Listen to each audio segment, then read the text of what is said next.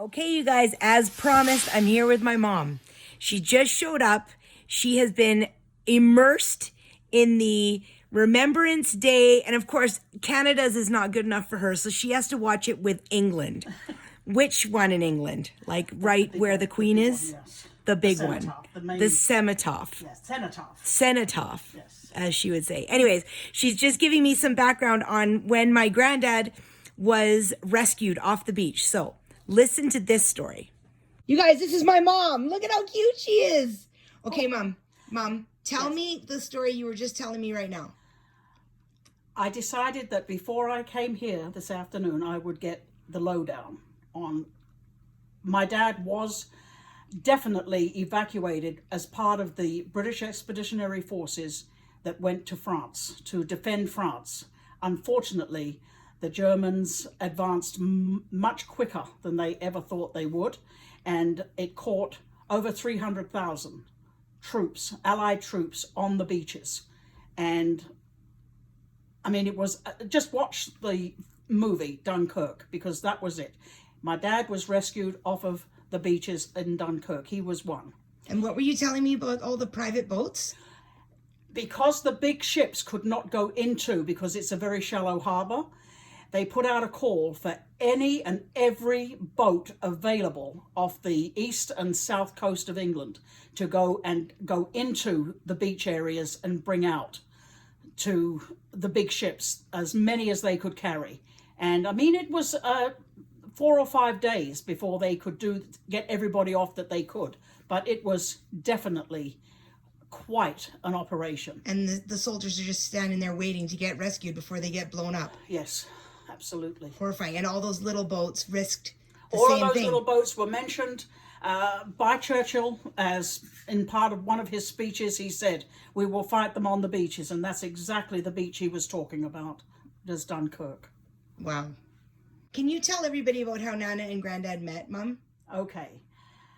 The story goes, and my mum never ever denied that this was so I'm going to have to say that I believe it to be true. Okay.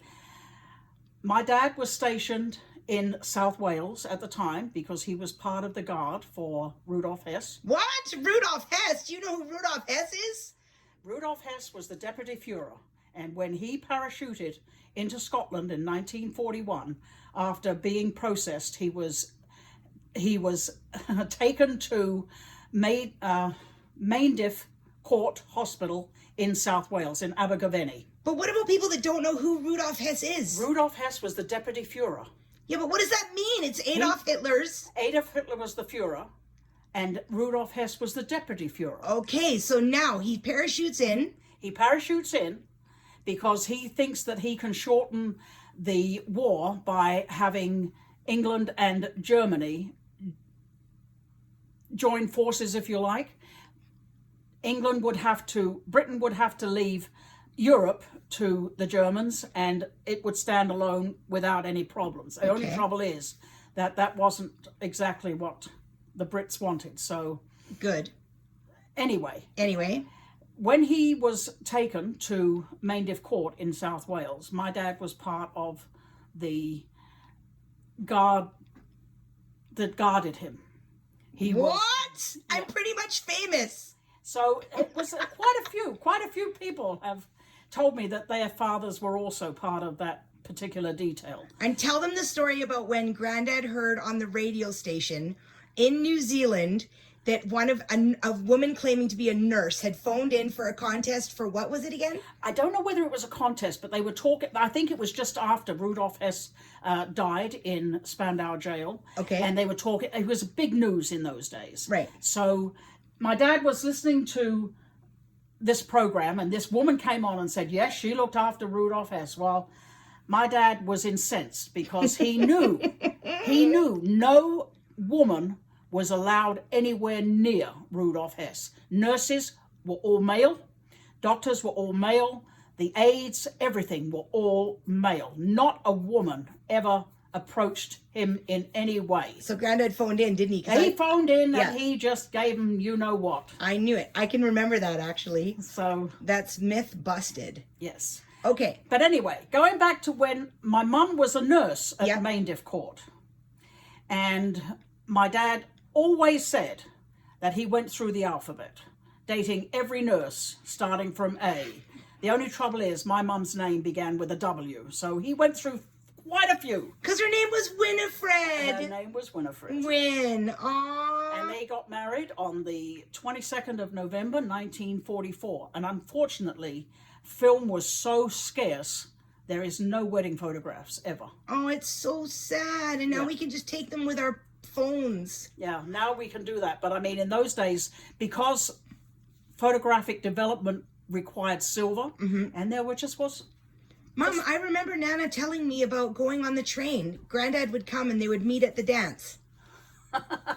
And then that's what all the soldiers did. Yes, that's... They would all meet up together, and the movie The Notebook is actually about that. Yeah. They meet the same way. Yeah. Okay, and then I mentioned peanut butter to everybody this morning because Granddad could never have peanut butter in the house. Because that's all he had to eat. That's all they gave him was bread and peanut butter. He told me that.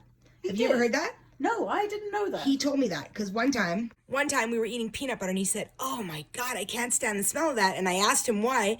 And he said, because when they were guarding Rudolf Hess, all they would get, their rations was a bucket, well, not a bucket, but like a thing of peanut butter, a tub of peanut butter each, and a loaf of bread every day. That's all. So that's all he had to eat for the longest time was peanut butter and plain bread. But he had all the beer he could drink. And he had all the beer he could drink. Because they used to, the guard duty. Please hold, let me spin the camera. What were you saying about the guard duty? Okay. The guards that guarded Rudolf Hess also did double duty at the brewery. That's why And Granddad this was, of course, right up my dad's alley because they could at least test some of the stuff beforehand, right? So, yes. Wasn't there a story about him being drunk one time when something happened? The day before they got married, actually. He was pissed. He was absolutely to the gills. And he was being taken home by my aunt and a friend. Okay. And they had linked arms with him, all right? Yeah. Going down the sidewalk. And my dad was very happy. He was singing to the heart's content. And a woman opened up the window of a house that he was passing and started giving him all kinds of, trouble. Yeah. And a policeman came by just about the same time and really told the woman off. Like, this was a man who was defending house and home and country and everything else. Yeah. And, just leave him alone. But apparently, when my aunt and her friend delivered my dad to the guardhouse, because he was on duty that night. Yeah. They just kind of propped him up against the door and knocked on the door. And when the guard opened it, my dad just fell flat Straight in. Yeah. And if you guys knew my granddad, you'd understand how funny that is. Yes. He friggin' loved his beer. My dad loved life. He just absolutely had a wonderful sense of humor. How much of this is true? I cannot. Well, Mom, I've heard all these stories 100 times. I know. So they've got to be some truth to them. Can you tell everybody why Granddad was not on the front lines? Because of his eye, right? He had a very lazy eye. Yeah, so when he looked through the gun, yes, he couldn't see properly. He could not. So luckily, he got put on guard duty instead of on active and out on the front line. The rest of his company went to Burma, and out of the whole company, only a couple of dozen returned. You see what I'm talking about? This is bullshit. Oh my God. Anyways. So there you have it, you guys. Your free history lesson from my mom.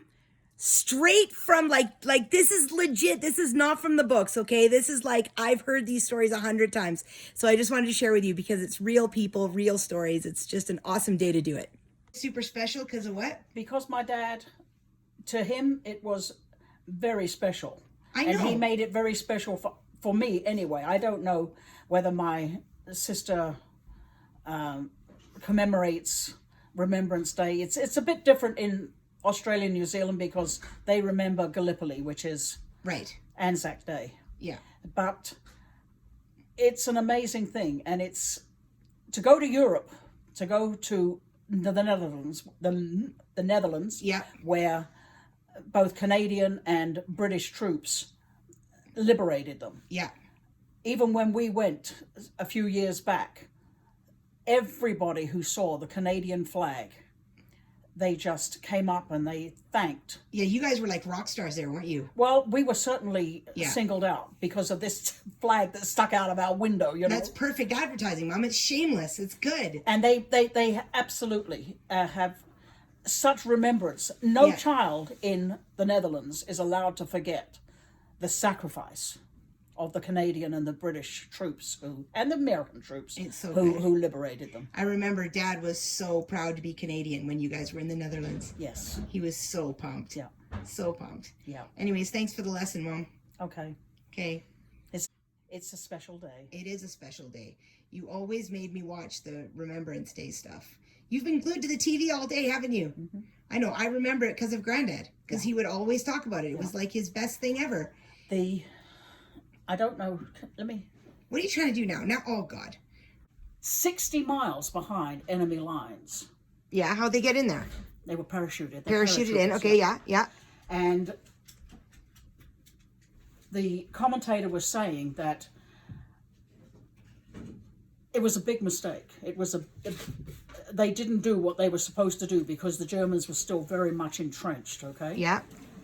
And what happened was the Dutch took them in. There was one woman who answered the door, and apparently some of the soldiers who were injured, their commander asked if they could stay at their house. Yeah.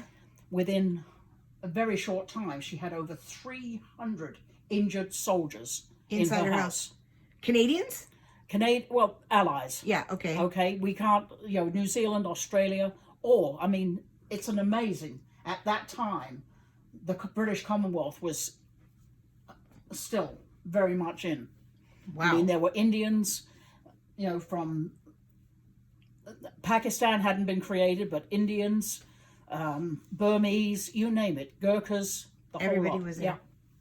Wow. And they said that it was a big mistake because the Germans really retaliated. And if you can imagine, like Vernon has got a population of 37,000 people? Ish, yeah. In one sweep, the Germans annihilated 20,000 Dutch in a matter of a few weeks.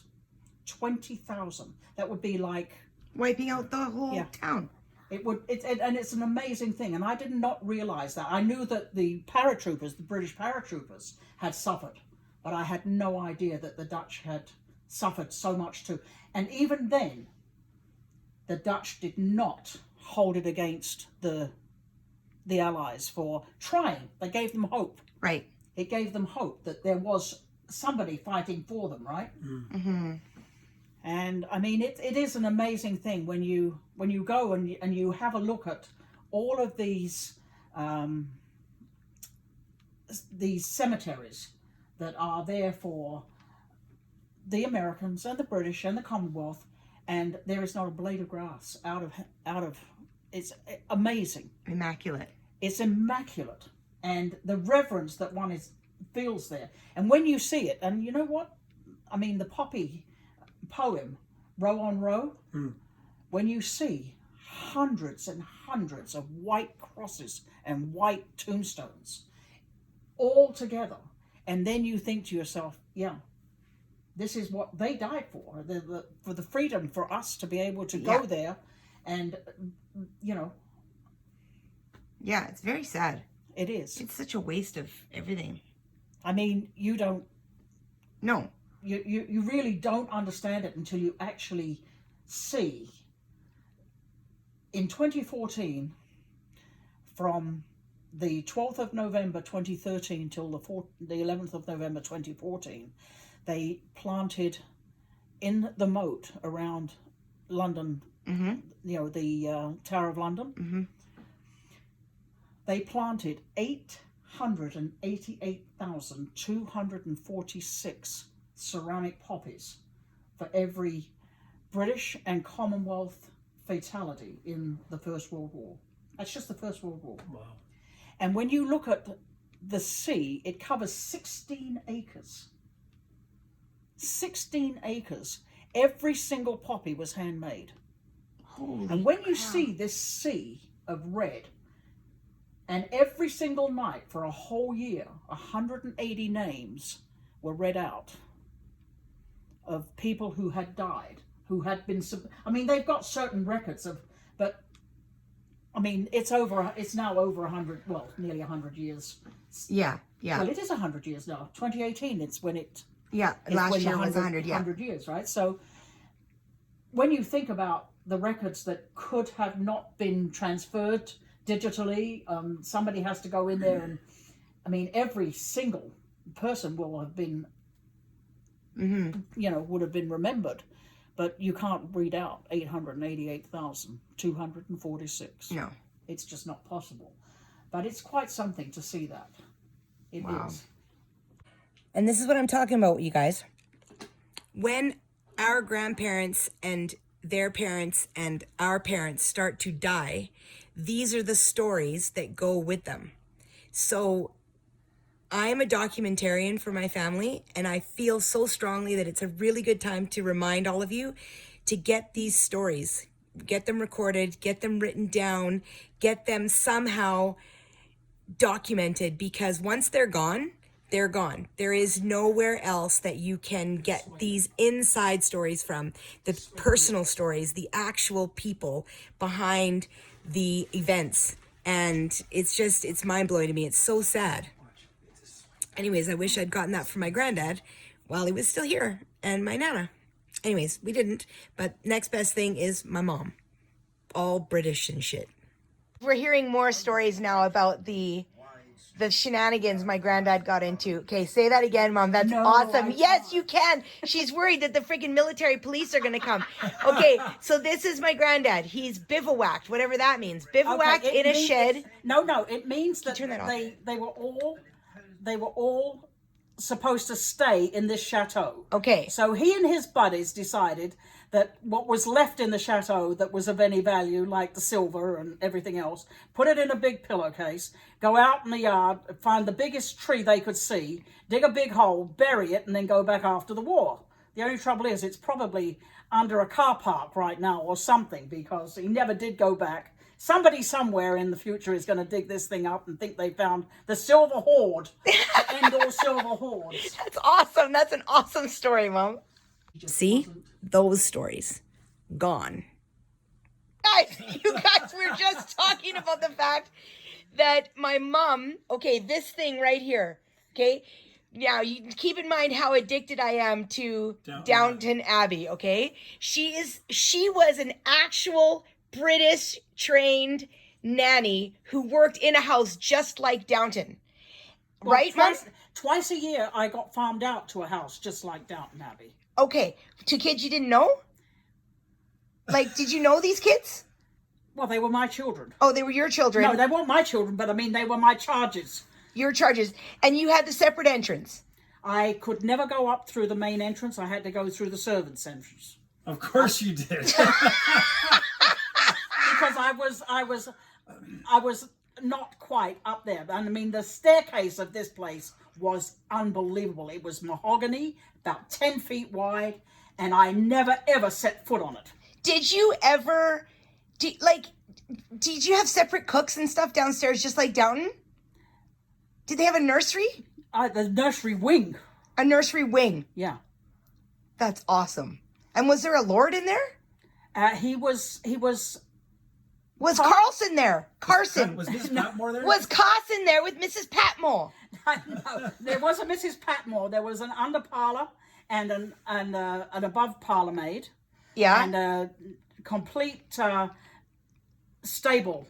Mom, were they lords and ladies? No, he wasn't a lord, but he was very definitely old money. So he was probably a sir or something. I'm not quite sure. Wow. But How would you know you weren't allowed upstairs? But it was an amazing thing because there, the dining room table was about 10 feet long. And on many occasions, he would sit at one end, the grandfather, and the grandmother would sit at the other end. And I used to have to take the children in about 15 minutes to introduce them to their grandparents once a day. Otherwise, they were completely under my care. Really? That's what I wish we had for our kids. No, you wouldn't. No, you wouldn't. End this video with a very special presentation from my mother about how to properly wear your poppy. Because today she was being driven crazy with people wearing their poppies on the wrong place. Where does it go, Mom? Okay, the poppy should be worn on the left. Over the... Yes, and because we don't have any green leaves on our poppies, we don't have to worry too much about where the green leaf goes. But definitely the poppy is to be worn over the heart. That's right, with the green leaf pointing away from the heart. Away from the heart if you have a green leaf, which we don't because we don't. we have crappy little plastic ones, but in England, the poppies are unbelievable. They are. So there you go. That concludes your lesson today, guys. There you go.